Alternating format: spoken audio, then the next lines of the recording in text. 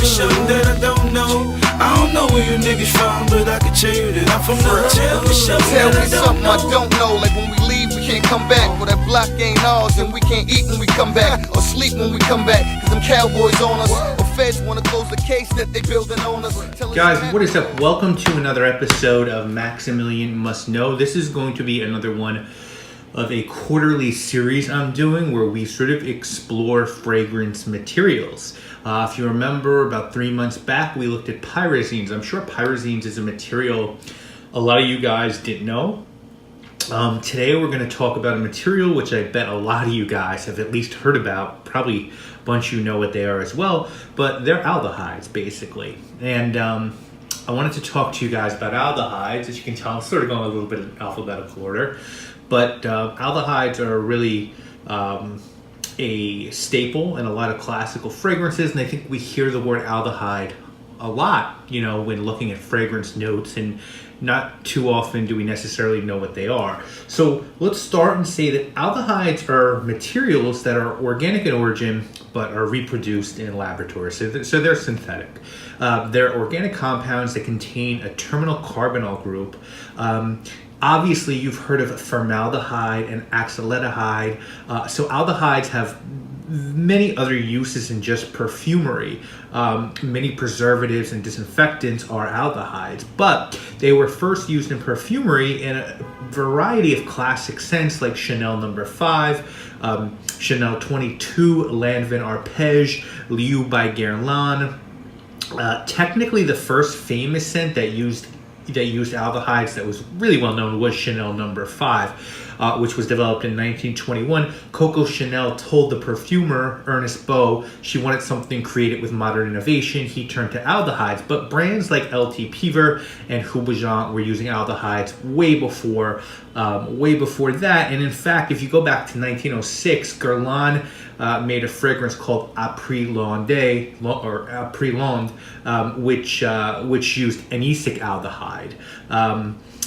But that very sort of floral, soapy, citrusy top of Chanel No. 5 was done with a combination of aldehydes number 10, 11, and 12. We'll go through a few of the aldehydes and sort of talk about them. But for me, what they smell like, most of them, is usually they're thought of as fatty and waxy.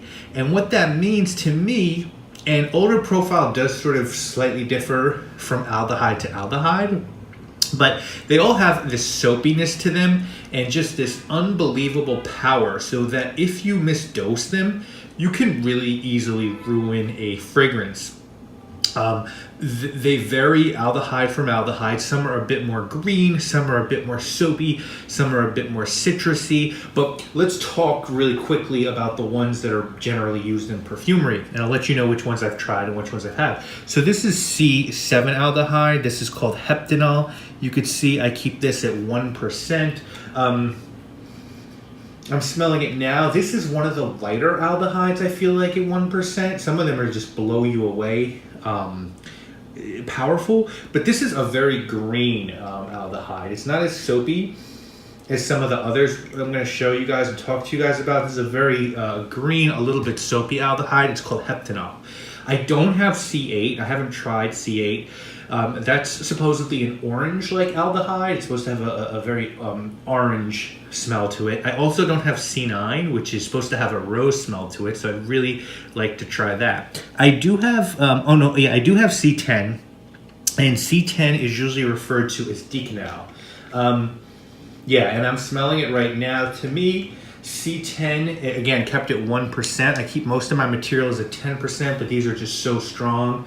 Got to keep them at 1%, and even then, if you put too much in a fragrance, and I'm talking more than 1% of the total formula, unless you're very skilled at what you're doing, you're really going to make that fragrance smell like aldehyde, very much so. So C10, very much orange to me. It's like if you took some soap and you put it on a mandarin orange peel.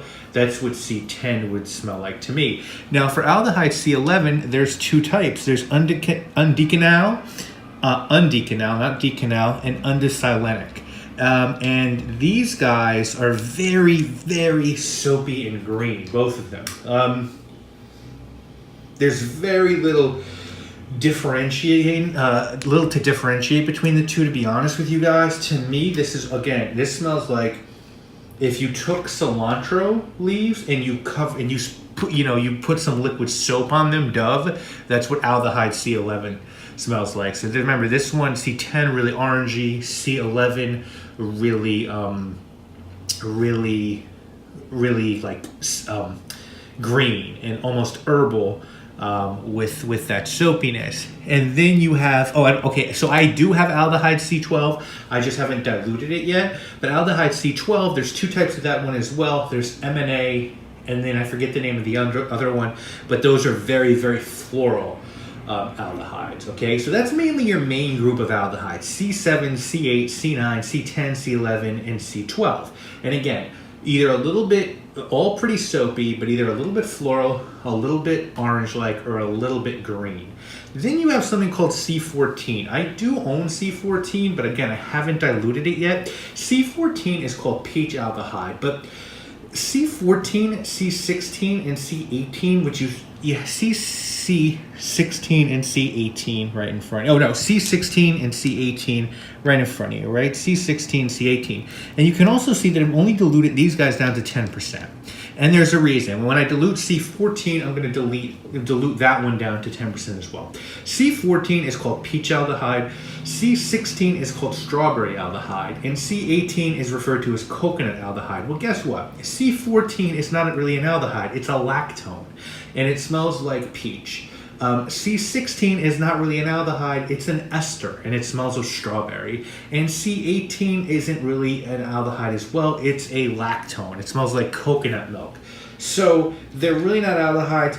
I don't know as why they're classified as them, but if you go to buy materials on a fragrance website, you're going to find aldehyde 14, aldehyde 16, aldehyde 18 listed, even though they're fruit notes, listed under the aldehyde section. So they all smell, I really like those three. They really do smell the fruit, but they're not typical aldehydes. They do smell very strong, but you can be a little bit freer with your hand when you're dosing them.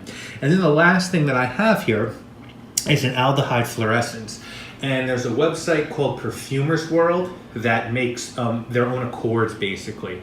They make everything from everything from imaginary notes like an iceberg accord, which is very cool and minty, to just typical accords like an ambergris accord or an amber accord or an oud accord. And I like playing around with different accords. I make my own. Sometimes I use accords that I get from different suppliers. This is an aldehyde accord from Perfumers World. It's called Aldehyde Fluorescence. And to me, it's just a blend. They don't tell you what are in these. If you want to use them in a fragrance you've made and you want to sell that fragrance, like Perfumer's Apprentice does list what's in them, so you can make that accord yourself. I know like a few websites will sell you the formula for their accords if you want to manufacture. So you can get them, or you can just guess or use them for research and make your own. But so this is Perfumers World aldehyde accord, and to me it's not really complicated. It just smells like a blend of these aldehydes you see in front of you. But so those are my aldehyde materials. Fragrances that I personally enjoy that use aldehydes. They're not my favorite note. There's an old school shaving fragrance that Mora and Witz makes called Tobacco, which definitely has a big dose of aldehydes at the top. I like that. I think aldehydes are used really well in the original Nautica fragrance, the one in the sailboat bottle with the light blue juice that came out in the 90s. I think it's used well there in a fresh men's fragrance. Chypre Palatin by MDCI, I think used them very well in a modern fragrance. And then I would say my favorite fragrance ever that use aldehydes personally is Sartorial by Penhaligon's. I think that Bertrand du Chauffeur did a great job of sort of mixing a top soapy aldehydic accord with all those other wonderful notes that make Sartorial up. And that is a really complicated fragrance, and to me it's such a masterpiece because there's so much going on in it. But as someone who's trying to become a perfumer, yeah, aldehydes are not my favorite material. Another aldehyde fragrance I would really like to try that I've never been able to is Aldehyde 44 by Le Labo, because I would love to see their interpretation of a aldehyde-centered fragrance, but I haven't been able to get my nose on that one. But yeah, not my favorite material to use. I don't really love the smell of them, and to be 100% honest with you guys, I found it a little bit difficult to be able to use them without really having them overtake the fragrance, or at the very least the top of a fragrance. I'm actually working on a fragrance now that I really want it to smell like a vanilla float with orange soda, and I thought I did a pretty good job at it. But then I wanted to, so I had this orange soda kind of accord basically, and then I wanted to give it a little bit of light airiness, sparkle. So I use some aldehydes. I forget. I don't remember which one. I have it written down. I think it was Decanal, because that that has that orange. I said the C10 has that orange note to it, but it's just, I feel like I used literally a drop in my formula, and it just felt like too much. So, and I have it at 1%. So yeah, I could dial this down to 0.1% and then use a drop and see, because I do feel like it added a little something, but I just feel like they're really hard notes to master, and when you're starting off, it's kind of hard to really get these down. And to be honest with you, I just don't really love their smell. I think these are mostly similar for the most part, with very little variation, especially between like the two C11 aldehydes. Like, I really have a hard time telling them apart. So not my favorite note, but they're important in perfumery because of their historical context, and because they're still used widely today. So I want to understand them, I want to know them, and I'm hoping you guys do as well. So I'm not a total expert, but I feel like it's cool to share the little that I do know with you guys, and hopefully you're enjoying it.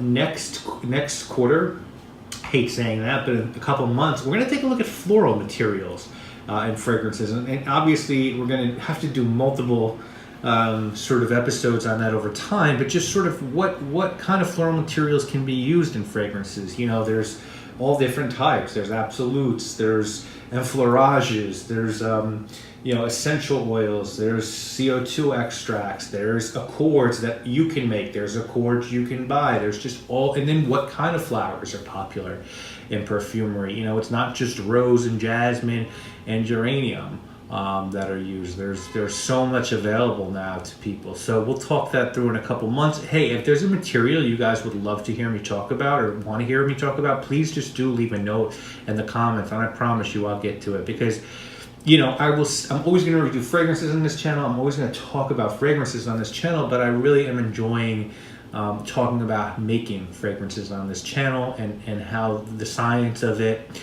and how they're made, and the materials that make them up, and my personal sort of style, and just stuff like that. That's what I really like talking about, my journey basically. So I will see you guys later this week with a review, of course.